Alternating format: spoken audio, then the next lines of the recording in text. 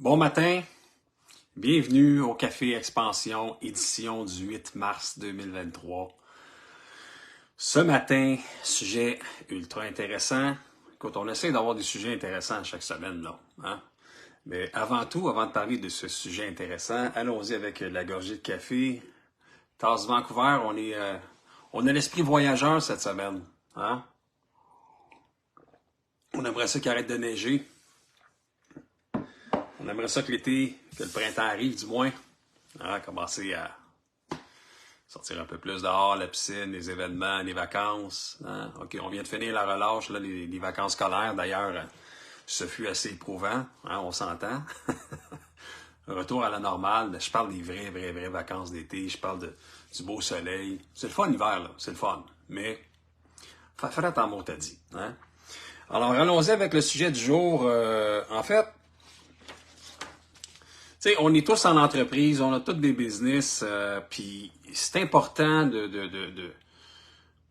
c'est important de regarder certains points. Puis tu sais, ce matin, je vais vous parler, il y a 3 points importants que je vais souligner dans le sujet, là, qui est comment faire en sorte que ton entreprise soit, en fait, encore là dans 5 ans, parce que 65% des entreprises, et même un peu plus, ne seront pas là dans 5 ans. Donc, comment faire? C'est quoi les problématiques, ou plutôt les erreurs qui font en sorte que ces gens-là se retrouvent dans une problématique comme ça, et que finalement, ils fassent partie du 65%. Donc, allons-y avec la première. Donc, dès la création de l'entreprise, ce qui est important, en fait, c'est de mettre un bon plan d'affaires. C'est d'avoir une bonne stratégie globale de son business plan, puis de voir la fiabilité financière. Donc, de tout calculer. Et avant de se lancer, avant de mettre $1 dans ta business, il faut que ton plan de match soit très clair. Il faut que tu saches c'est qui ta clientèle. Il faut que tu saches c'est quoi si on veut, l'argent que tu as à investir au niveau marketing. Comment tu vas t'organiser, où tu vas couper dans les dépenses, parce que c'est sûr que les dépenses y arrivent vite, puis des fois, ça arrive plus vite que les contrats se signent. Donc, on doit regarder ce point-là. Donc, dans la gestion de ton entreprise, ultra important avant de commencer jour 1 ta nouvelle business. Point 2, en fait, c'est l'organisation. Donc, à bien y penser un petit peu là, quand on regarde ça, il y a tellement de gaspillage, pas juste dans nos maisons, pas juste dans le frigidaire, là, du gaspillage, il y en a aussi en entrepreneuriat, que ce soit au niveau des matériaux ou encore là au niveau du temps, gaspillage d'énergie. C'est des choses qui sont vraiment importantes à regarder. Écoute, moi, je t'invite à prendre 5 minutes aujourd'hui, là, puis à te poser ces questions-là, à regarder, comment je suis organisé? Est-ce que je perds du temps à gauche? Est-ce que je perds du temps à droite?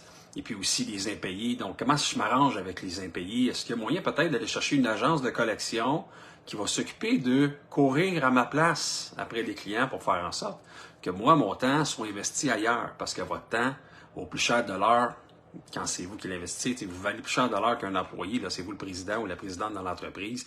Vous êtes là pour développer votre business. Donc, c'est super important à regarder cela là.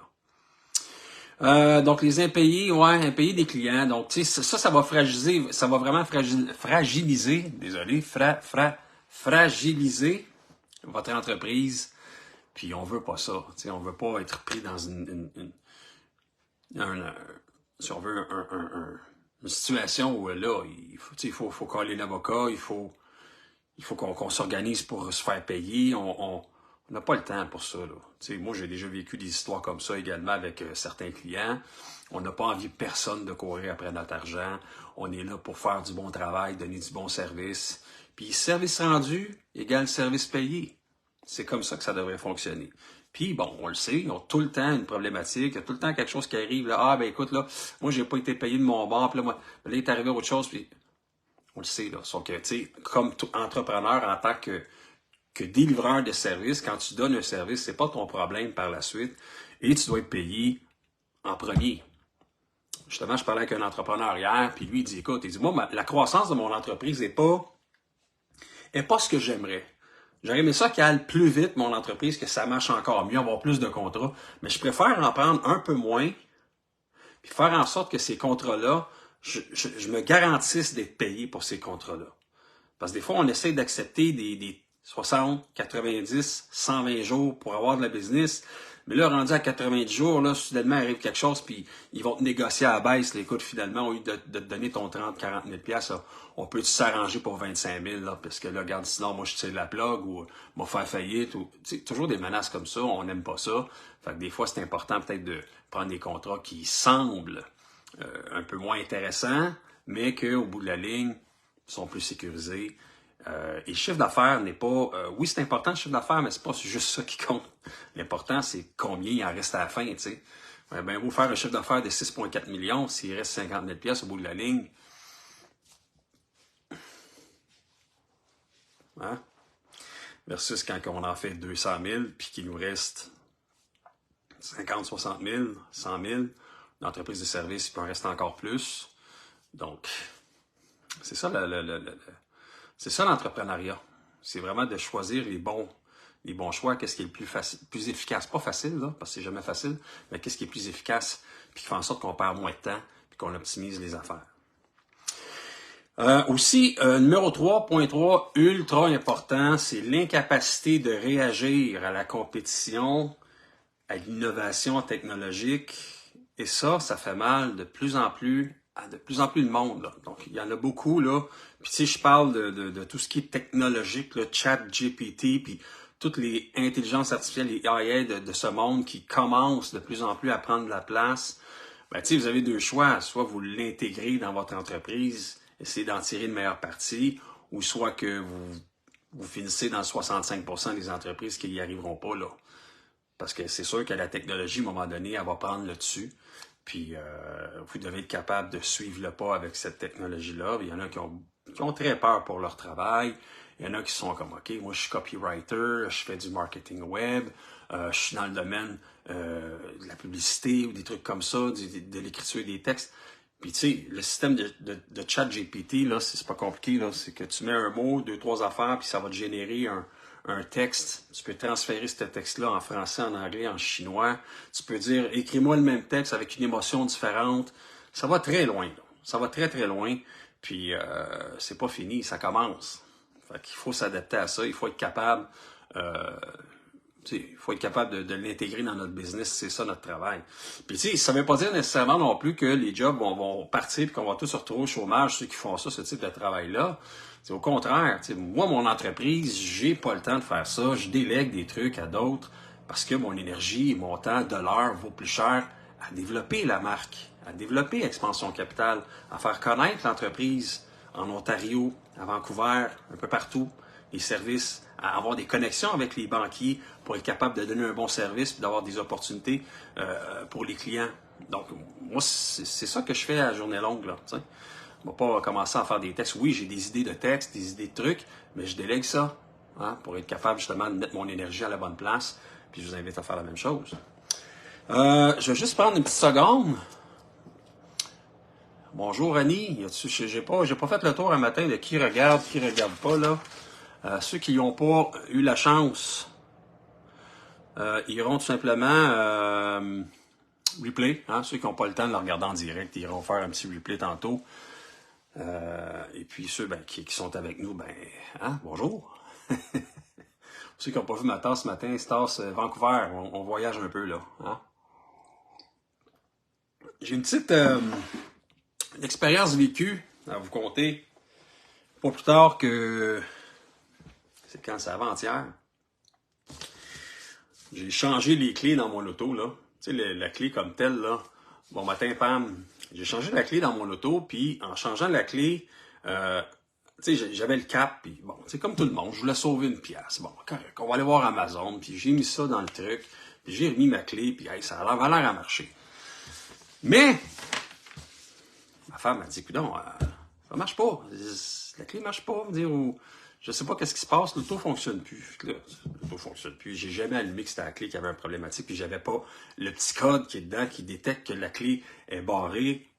Hein, comme un cave, ben oui, c'est ça, j'ai oublié de le remettre dedans, fait que finalement, le char partait pas, amène ça au garage, puis bon, le garagiste, écoute, je sais pas qu'est-ce que c'est, on fait le tour avec lui, ben, j'amène ça ailleurs après un autre garagiste qui, lui, est plus informatisé, hein, lui, le premier garagiste, en fait, c'est une connaissance, Puis c'est un jeune, je donne la chance de faire le tour du véhicule. Puis malheureusement, ils ne sont pas équipés électroniquement parlant pour être capables d'aller un peu plus loin là, dans les codages et tout ce qui est électronique. Donc, s'il a fait le tour mécaniquement parlant, il a fait le tour. Là. Il ne savait pas c'était quoi. Fait que quand j'ai amené ça à mon garagiste, ça a pris 5 minutes. Il a plugué ça, tous les systèmes. Il a dit « Oh, problème avec la clé. » Hein?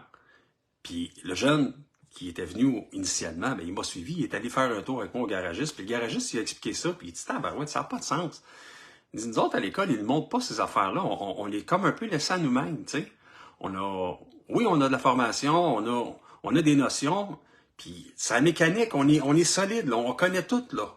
Mais par contre, tout ce qui est électronique, il dit « J'aurais pas su. J'aurais pas su c'était quoi le problème, là. » Puis tu sais, c'est pas de sa faute, là, le jeune, il a fait une bonne job, là, ben, lui, il m'avait mentionné, il dit, écoute, il y a telle affaire qui fonctionne pas, t'en as peut-être pour 5 000 à 9 000 pour changer cette pièce-là. J'étais comme, OK, wow. Puis finalement, c'est la clé, tu sais. Donc, bon, là, ça a été mon erreur, j'aurais dû tout simplement aller acheter la clé originale au concessionnaire, faire en sorte de payer 300-400 $. Mais tu sais comment qu'on est, hein, on veut sauver une pièce quelque part, puis bon, ça n'a pas été mon meilleur coup du mois, je te dirais. Fait que bref, il a jasé avec le garagiste, puis il a trouvé ça extraordinaire que le garagiste, en 15 minutes, il donne plus de notions qu'il a appris en 6 mois dans ses cours de mécanique. Puis tu sais, le garagiste, dans le fond, pourquoi je raconte ça, c'est que le garagiste, là, il dit, moi, là, je suis 60 heures à chaque 6 mois de mise à jour sa technologie pour être capable de suivre. Ceux qui étaient là dans les années 70, qui étaient garagistes, ils sont plus là, là. C'était des gens qui étaient juste dans la mécanique, puis à la seconde qu'on a commencé à avoir des autos avec un peu de technologie à l'intérieur, c'était terminé. Ces gars-là sont partis. Fait que tu sais, aujourd'hui, c'est encore pire, là. Il commence à avoir des Tesla qui reviennent, des autos hybrides, des batteries et tout ça. Bon, tu sais, ça commence à revenir. Fait qu'au bout de la ligne, le cycle commence à se refaire.